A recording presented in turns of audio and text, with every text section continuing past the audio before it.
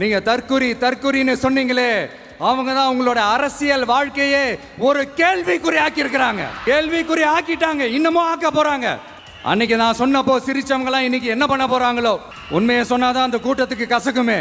உண்மையிலே நீங்க மக்கள் மனசை புரிஞ்சு வச்சிருந்தீங்கன்னா நீங்க இப்படி மக்களை தப்பாவே பேசியிருக்க மாட்டீங்க. அது என்ன, அப்புறம் அரசியல் புரிதல் இல்லாம மக்கள் நமக்கு ஓட்டு போட்டுட்டாங்களாம். இந்த கவர்ச்சியில மயங்கி மக்கள் நமக்கு ஓட்டு போட்டுட்டாங்களா. நான் என்ன, சரி விடுங்க, என்னை நான் கவர்ச்சியால் வந்து விட்டேன் என்று சொல்கிறார்கள். கோவப்படுறாப்ல, தப்பு தானே. அவர் மண்டேலா மாதிரி 27 ஆண்டு சிறையில் இருந்து வந்திருக்காப்ல. எண்ணற்ற தியாகங்கள், எண்ணற்ற வழக்கு, பல சிறை கொட்டடிகள், அனுபவம். அப்புறம் 200 கோடியில் 100 கோடியை சல்மான் மாதிரி வாங்குற சம்பளத்தை பாதிய மக்களுக்கு கொடுத்து கொடையா கொடுத்து மக்களின் இதயத்தை வென்று வந்துட்டாப்ல. சினிமா டு சிஎம் எளிதாக டிரான்ஸ்ஃபர் ஆகிட்டு இல்லை, அதனால உங்களுக்கு தெரியல, கோவம் வருது வேற. சரி, என்னதான் தகுதி சொல்லுங்களேன் சிஎம் சார். நீங்க உங்களை மக்கள் தேர்வு செஞ்சதுக்கு ஒரே ஒரு காரணம் சொல்லுங்க. ஒரே ஒரு காரணம் சொல்லு. நீ வேணா உங்க ஆளுகளை சொல்லு.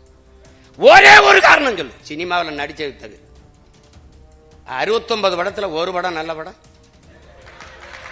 இந்த சனா ஒரு படம் கூட நல்ல படம் தராதவன் நல்லாட்சி தருவன் நம்புது பேர். ரஜினிகாந்த் அவர்களுக்காவது என்ன ஒரு 50 படமாவது இருக்கு. அண்ணன் கமலஹாசனுக்கு 100 படமாவது நல்ல படம். எம்ஜிஆருக்குன்னா 200-300 பாட்டு இருக்கு. ஒழுக்கம் நிறைந்த தாயை போற்றுவது, மனைவி பெண்களை மதிப்பது, பாடல் இருக்கு. மது குடிக்க மாட்டார், சிகரெட் குடிக்க மாட்டார். நீ தம் அடிக்கிற அழகை பார்த்து தனலட்சுமி இரும்பிச்சுன்னு